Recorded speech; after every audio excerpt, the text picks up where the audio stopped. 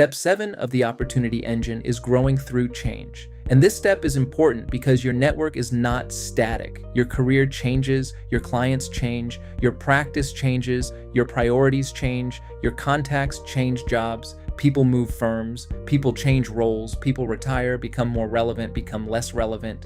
And because everything is changing, your opportunity engine needs to change too. The system is not set in stone. It is there to help you. It is there to develop your network. It is there to make business development more consistent, but it should never become a rigid document that no longer reflects reality. Your lists are a working and breathing document. That means you need to regularly update them because it makes no sense to have the exact same client list in 2025 and 2026. It makes no sense to keep people in the wrong place just because that is where you put them once.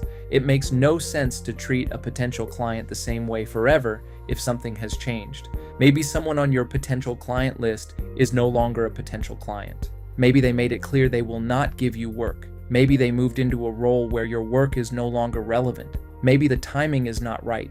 Maybe they should move to the annual review list, or maybe the opposite happens. Someone who was not relevant last year gets promoted. Someone changes companies. Someone moves into a role where they can now make decisions. Someone from your colleague list becomes a client. Someone from your bonus list becomes a multiplier. Someone from your annual review list becomes relevant again. That is why you need to review your lists regularly.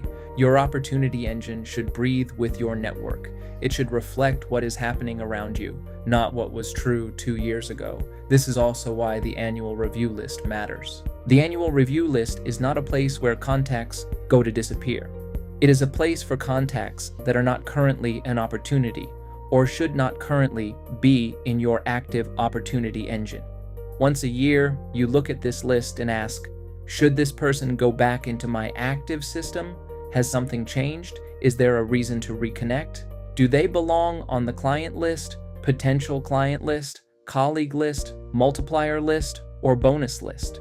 Some people even use a half-year review list because there is so much going on in their network that they need to review more often. That is fine. You are a smart professional. You know your contacts best. The important thing is not whether you review every 6 months or every 12 months. The important thing is that you review. Because if you do not, your opportunity engine becomes outdated. And an outdated network system creates 2 problems. First, you spend energy on the wrong people. You keep reaching out to people who are no longer relevant, no longer aligned, or no longer connected to real opportunity. Second, you miss people who have become more relevant. You do not notice when a former colleague moves into a decision-making role. You do not notice when a potential client becomes active. You do not notice when a bonus contact becomes a powerful connector. That is why growing through change is not just maintenance, it is strategy. It helps you use your time and energy where relationships can actually grow. And that matters because your energy is limited. You cannot have everyone in your active opportunity engine. You cannot reach out to everyone regularly with value. You cannot maintain deep, trusted relationships with hundreds and hundreds of people at the same time. So you need to make choices. Who belongs in your active system now? Who should move to annual review? Who should come back into the system? Who has changed roles? Who has become a stronger opportunity? Who is no longer aligned with your work? These questions help you keep the system useful. They also help you avoid another common mistake, deleting contacts too quickly. Do not delete contacts just because they are not an opportunity right now. A person who cannot do business with you right now might become relevant later. Things change, you might need to reconnect. They might reach out to you. They might start going back into your opportunity engine. So keep your broader network somewhere. That could be in a spreadsheet. It could be in your own CRM. It could be in Google Contacts. It could be wherever you manage your contacts. But your active opportunity engine should be focused. It should include the high priority contacts you actually want to reach out to regularly. That is how the system stays manageable, and that is how it stays alive. The final step is really a reminder. Do not see the opportunity engine as something you build once and then forget.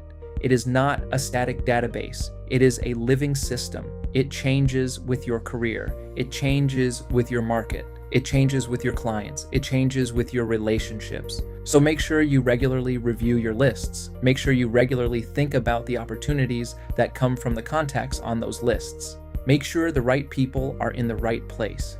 And make sure your 2026 list does not look identical to your 2025 list. That is growing through change, because business development is not only about creating new relationships, it is also about noticing when existing relationships change. And when you keep your opportunity engine breathing, you stay ready for the opportunities that come next.